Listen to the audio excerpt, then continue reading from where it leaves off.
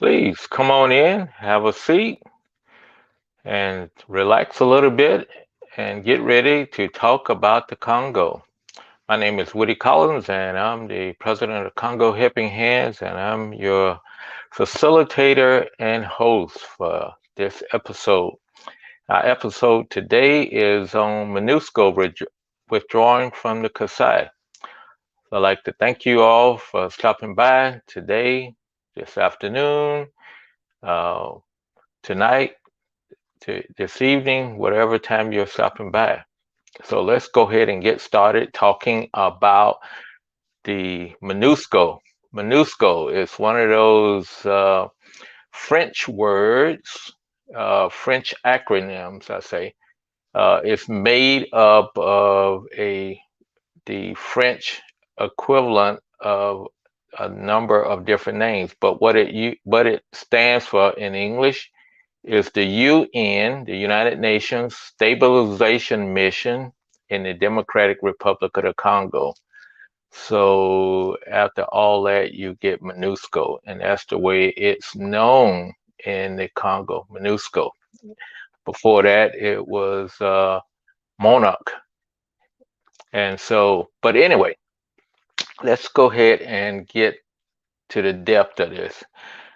Yesterday, for those who may have been on, saw the broadcast from yesterday, we talked about the U.S. Embassy issuing a reconsider travel to the Democratic Republic of the Congo. And in that travel advisory, they listed that there were some high increase areas uh, that was of concern. And those areas was listed as do not travel to, and those was North Kivu, the North Kivu province, the Ituri province, and the three Kasais, Kasai, Kasai Central, and Kasai Oriental.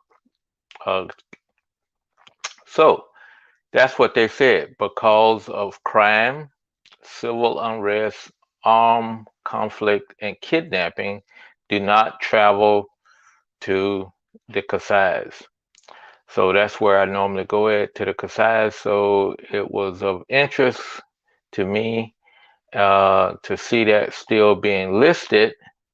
And then all of a sudden today, the United Nations was in Kananga on yesterday, and they made their big announcement that they were going to be withdrawing from the Kasais. And I thought, uh, what is going on there? So it's a little different. The stabilization mission is to try to keep the peace. Uh, MONUSCO has like 14,000 military that they have from different countries that they bring in.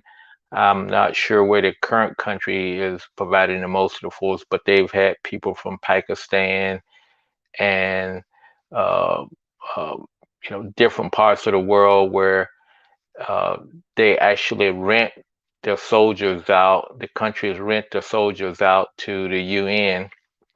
So in effect, these countries, poor countries, make money by sending their troops to the Congo to maintain peace, if you would say. There's also 660 observers and about a little over 1,050 military police and some other things. So it's a big force.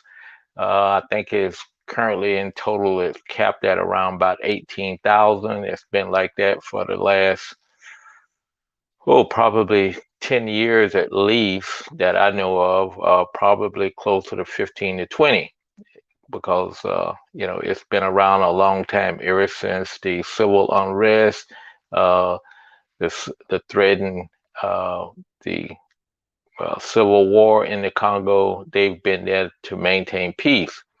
But as we also uh, know, that they have not did a good job of maintaining peace. Just last week or this week, the Italian ambassador was killed in an ambush over in the east, in North Kivu. So I'm not sure that MONUSCO is going, since they're under that cap, whether they're going to move some of their troops out of the Kasai uh, and move them over to the Kivus. They did that at one point about 3 years ago, and then we had well, about 4 years ago now, had a big uprising in the Kasai, and it they had to bring troops back into the area to stabilize it again. And so, it's kind of one of those things of continually up and down, down and up, with what goes on in the Congo. So I just wanted to kind of bring that to your attention because it was on my mind as to what was going on.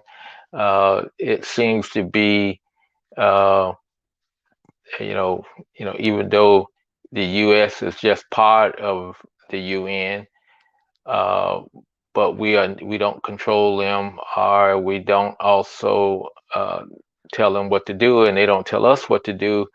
But you kind of look at two of the government agencies that I pay close attention to, both the UN and the United States, that one is saying one thing and the other is saying another thing. And then all of a sudden, one of them saying, oh, either I got more bigger fish to fry in different areas, or they're just ignoring what's going on. So something is amiss.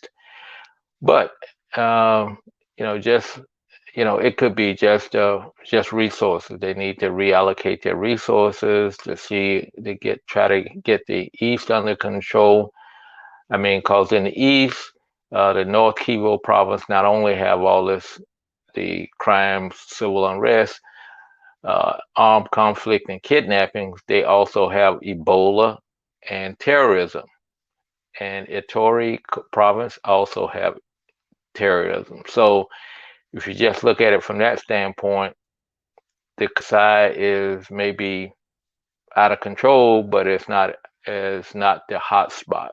So we have to look at it from that perspective also.